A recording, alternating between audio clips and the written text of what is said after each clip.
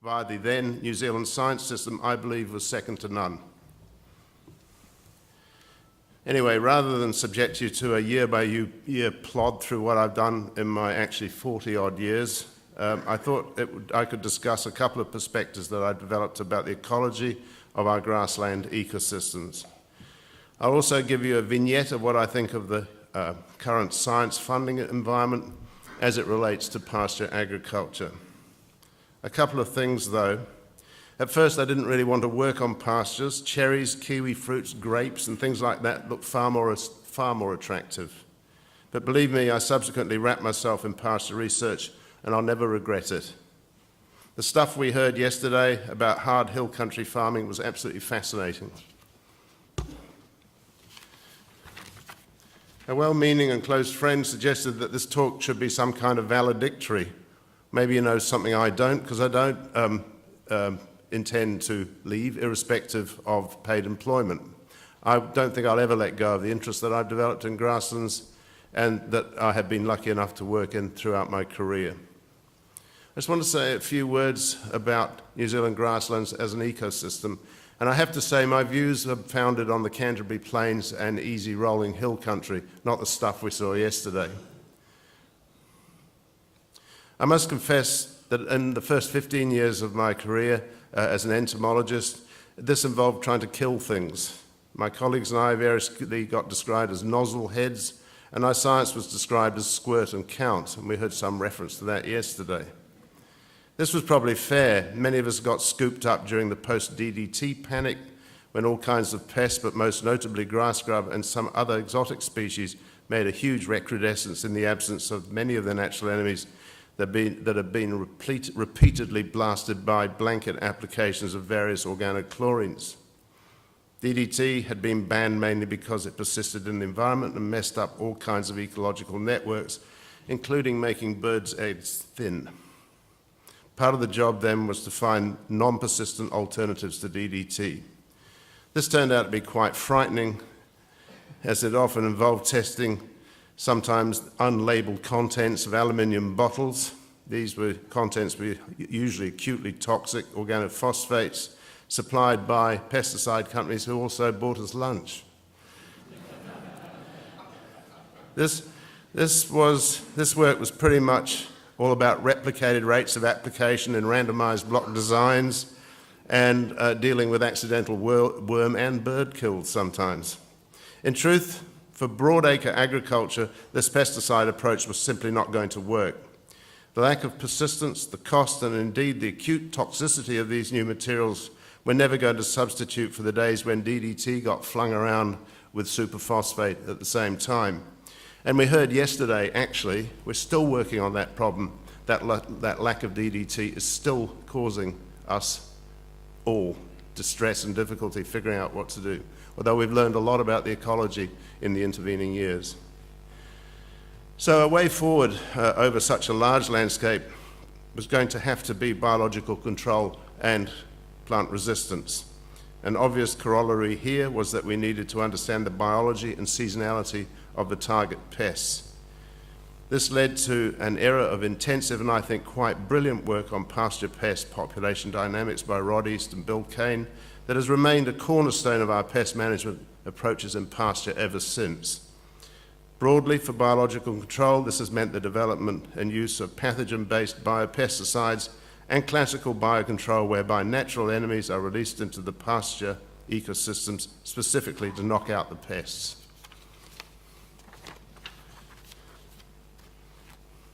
I can't possibly traverse in any detail the years of work in these areas. Suffice to say that 30 years ago, some colleagues and I got thoroughly involved in the classical biocontrol part of the equation. Actually, it was also about that time that we entered and have remained in a tailspin of having to bid for decreasing amounts of money for increasingly trivial work. It all began with user pays, and I'll come back to this at the end of this talk. From a more sunny perspective, the classical biocontrol story of invasive pasture weevils in New Zealand has been extraordinary. The exotic and highly invasive weevils we've worked on are the lucerne weevil, the cloverroot weevil, and the Argentine stem weevil. I'll take a bit of time to explain what happened and why. I believe that this has implications for how we should see our pastoral ecosystems, which, thanks to our highly effective farmers in partnership with industry and research, remain second to none. There is no doubt that New Zealand's improved pasture lands are wide open to invasive species. These are exotic species. We've already heard about the indigenous ones yesterday: grass grub, manuka beetle, purina moth. But considering the overseas stuff, insects of little more than taxonomic interest in their native ranges have reached colossal densities in New Zealand pastures. But there's something else. There are 100 other species in the same genus as the clover root weevil lurking around in Europe, and 117 species in the same genus as Argentine stem weevil in temperate South America. Should they get in, any one of these is likely to rip across our pastoral landscape. The threat's very severe, and you all know that. The need for vigilance and biosecurity is also obvious. Anyway, it's been long presumed but rarely enunciated that the proneness of our pastures to such invasion is because there's little biological resistance to these species, coupled with the prospect of wall-to-wall supplies of the high-quality host forage plants that we grow and breed. Tellingly, this proneness to invasion is in complete contrast to the Argentine stem weevil in the grasslands of Europe. There, the pest has been intercepted a number of times, but it's never established. The reason for this must be the huge biotic resistance provided by a miasma of predators, parasites, competing species, and full ecological niches the weevils simply can't establish. Anyway, we did the obvious thing, has been alluded to already. In response to our trio of invasive weevils, we and others went back to foreign native ranges of the pest species and searched for their most obvious natural enemies. On three out of three occasions, these turned out to be the tiny parasitic wasps that belong to the genus Microtonus. These are very tiny wasps, about the size of sandflies, and Microtonus means little murderer in Greek, apparently. These wasps lay their eggs in the weevil's body cavity, and the ensuing larval stages kill by devouring the innards. Usually the levels of parasitism we found in the native ranges were less than 10%. Amazingly, in New Zealand, the levels on every occasion shot up to 90%. Thus, biological control was achieved on 3 consecutive occasions. And indeed, based on international studies, the chance of getting 3 out of 3 using one species was 1 in 1,000. So it does seem, or did seem, that there's something different about our grasslands compared to other places. The question is, have we been brilliant? What was going on? Well, obviously the answer in hindsight is no. It wasn't about us. It's about the environment, the ecosystem. The control agents, in the same way as the pests, had similar encountered no biotic resistance, so they also literally took off. Thus, the pest populations and parasitism rates have been at levels that are probably in New Zealand, that have probably never occurred in the evolutionary history of these species in their native ranges, and it's happened 3 times in a row. We entomologists could indeed hold our heads up with pride when dealing with the endophyte people, one of whom, who I trust was joking, described our biocontrol agents as biological curiosities. He's not here, luckily. But in a way, he was right. 2 of the parasitoids, the one against the Argentine stem weevil and the other against clover root weevil, reproduce asexually. So they result in clones producing identical daughters. This characteristic is useful in one sense because it helps establish these species when we first bring them into New Zealand.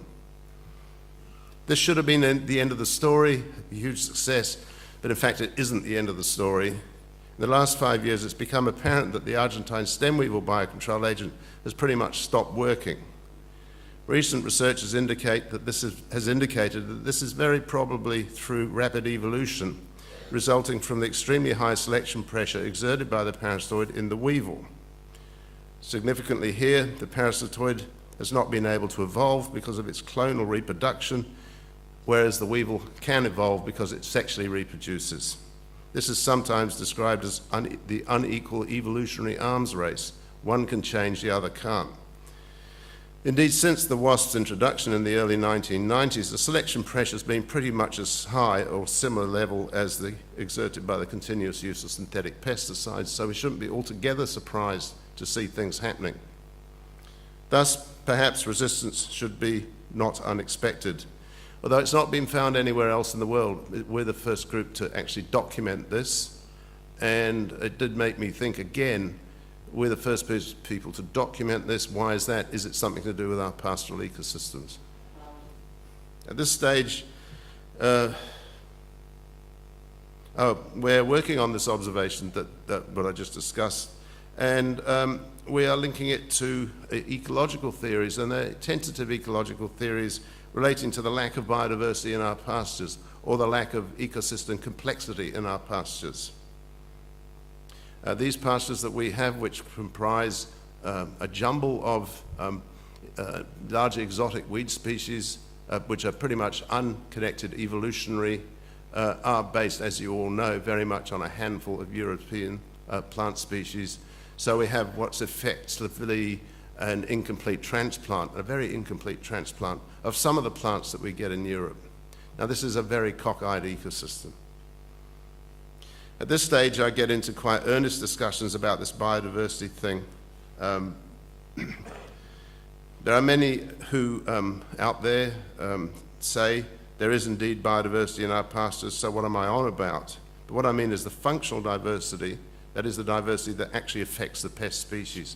There's lots of coincident diversity which has largely been imported that have no effect at all on these pest species.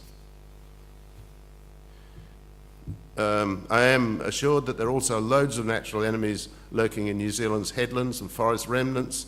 However, I'm not sure. And even if they're there, they seem to stay where they are. This is in complete contrast to pastures in the northern hemisphere, where grassland areas may be viewed as holes in what is a basically sylvan landscape. In that very different setting, natural enemies range across all ecosystems as if they're one. Not so in New Zealand. Here things are completely different. In effect, as Simon Upton has put it to me, we have a huge clash of ecosystems across our landscape. Of course, we have a highly evolved, typically species-rich, indigenous ecosystem that's developed over the last 80 million years. However, right up against this, we have our pastures, which in effect are very incomplete transplants. As I said, a few of Europe's grassland species. In short, they're in no way evolved ecosystems. Thus, two adjacent ecosystems are alien to each other, and research has shown that, in general at least, the insect species in them rarely, if ever, interact. So even though we've got those indigenous species coming into our grasslands, 3 that we just talked about, they're actually not interacting in any way with our invasive exotics that come in, and I don't know of any indigenous natural enemies that are going anywhere near these invasive weevil species. There's no interaction at all. So talking a bit more about why resistance to the parasitoid occurred, in short, in New Zealand, in our species-sparse pastures, there's been nothing to deflect the parasitoid from singly attacking the hosts. This is quite unlike what goes on in the parasitoid's native ecosystem, where its ability to parasitize is compromised by a wide range of interacting species, including its own slew of natural enemies and niche competitors. Add to this the unequal evolutionary arms race thing, and it all starts to make sense. To counter these circumstances in New Zealand pastures and bring about full ecosystem function, there are well-intended efforts to increase the diversity within our pastures and surrounds to create a sort of doppelganger landscape of the Palearctic grassland ecosystems. We can introduce existing diversity within and around our pastures, and the scenery can certainly be made to be very reminiscent of that in the Northern Hemisphere. Also, such planting will bring native species closer to our pastures, and of course, aesthetically, it's very pleasing to see native fauna and flora nearby. It also helps, obviously, with things like honey production. However, I don't believe that it will do much in the way of our pasture pest suppression. From a natural enemy point of view, the diversity will remain functionally inept when it comes to the suppression of invasive species. Yes, obviously we could bring in some additional aggressive arthropod natural enemies, to more closely approximate what's happening in the evolved ecosystems, but then there would be enormous and colossal non-target impacts, including competitive displacement of native species. Ecological disruption would be severe and permanent. So what to do? Firstly, on the upside, the simplicity of pastures do indeed offer potential for exceptionally effective biocontrol, and in many ways it works in our favour. That 3 out of 3 figures are an illustration of that. We've demonstrated it, but will it last? Will this suppression keep going? In view of our recent experience with the appearance of resistance, we need to treat successful biocontrol systems as rare resources that we need to understand and hopefully preserve. With this, there's also the opportunity to use new DNA techniques and technologies to understand more about how rapid evolution in pests can occur in our pastures, how it may be recognized early on, and perhaps this evolution averted. Also, and I think very promisingly, it's possible that DNA technologies can be used to develop marker-assisted selection to obtain very virulent parasitoids to systematically counter any evolved effects and losses of efficacy. Here I'd like to emphasize that these ideas I've been discussing may well be heretical and wrong, but I believe that they provide a framework for future consideration, including the role of biodiversity in our pastures. In short, we are not like Northwest Europe, and many of the presumed lessons we've learned from their repasture pest management and agronomy and so on may not actually fit in the New Zealand pasture ecosystem environment. The weevil work's a classical example of why we need to do the work here. And who knows that the resistance story I've just been talking to you about with Argentine stem weevil could well occur in clover root weevil. The ecology of the parasitoid and the weevil are very similar to those of Argentine stem weevil. I'd just like to take a little time to talk about our funding environment.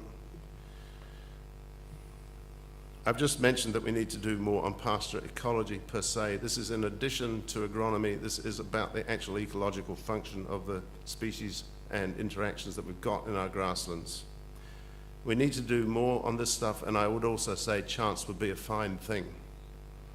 I don't want to end this oration on a sour note, but I have to say something about the science status quo. I believe that I've been very lucky to have been employed at a time when I and others were able to develop the sorts of perspectives that I've just been talking about. There remains an ineluctable need to do long-term research. Almost always this is where the truly serious breakthroughs occur, and a good example of that obviously was the endophyte discovery. The current fragmented short-term system now absolutely precludes this type of discovery, and strangely now it's somehow argued that it's our sector's fault that we're not doing this. With regard to our magnificent pastoral landscapes and their huge contribution to the country's economy, there was a time when these were well protected, using science for public good by successive governments. There were government and quasi-government agencies, and some of you will remember them, things like rabbit boards, soil conservators, hydrologists, forest services, various weed control people, farm advisors, and a whole slew of people who contributed to getting the science across and highlighting the science issues that the science community should be working on with them. I think there's people making heroic effort to maintain the role of those former functions, but I don't think, based on the level of funding that the country's affording for this type of work, it's anything like as intensive as it was. Some years ago, Mothership AgResearch and land-based universities de facto acquired the responsibility for taking care of some of those incontrovertible requirements around managing landscapes, catchments, and so on. This requirement on AgResearch and other agencies occurred at a time of free-falling budgets, the remnants of which now fund little more than tech transfer in addition to that which is already covered by industry levies. Basically, in all of this, there has been a view that farmers must somehow cover the costs of those former roles and cover the costs of basic research, which was done by those various agencies and agri-research and the universities at a time when funding was available. What's happened now is that there has been a view, as I said, that farmers should cover the costs, and if they don't, then it's presumed that they're not interested. So what's happened then is if the farmers are unable to fund science that relates well beyond the function of their farms and has a lot to do with landscape function, if they're unable to fund that, it's been argued by the funding agencies, by the Crown, well, if they don't want to fund it, why should we fund agri-research? So there's been a kind of standoff. So in a way, some governments have felt increasingly the farmers aren't showing the commitment, therefore why should agri-research get the funding? Because the farmers don't want it. And I think this standoff has become very serious and is still going on. Now this is all part of what to me was something of an anti-public good rhetoric, and it's occurred when it's obvious that it's a time when this sort of research is more needed than ever, given public concern about the state of the environment. Finally, with this, there's anguish about recruiting pasture researchers. Like my own area, this sort of work requires long and specialist training. Consequently, there must be some kind of understanding that after training and given adequate ongoing effort, then employment must be a reasonable prospect.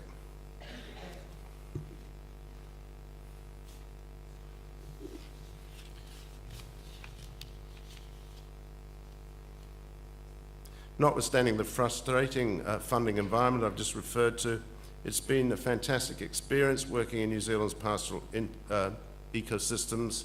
I also believe that for the younger people in the room, that rather dark summary I just gave won't last forever.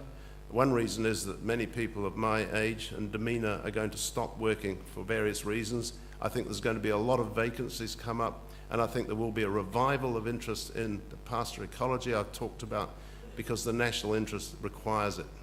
Thank you very much.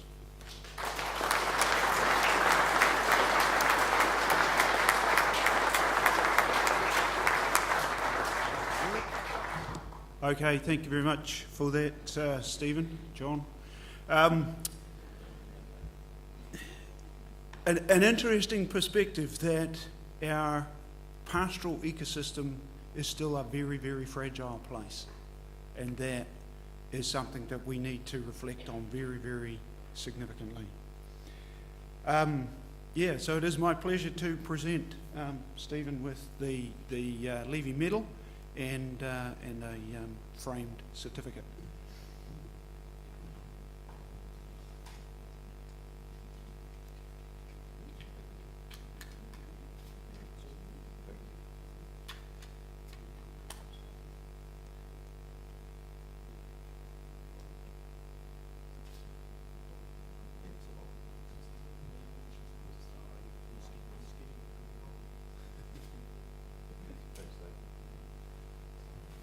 Thank you very much, everyone.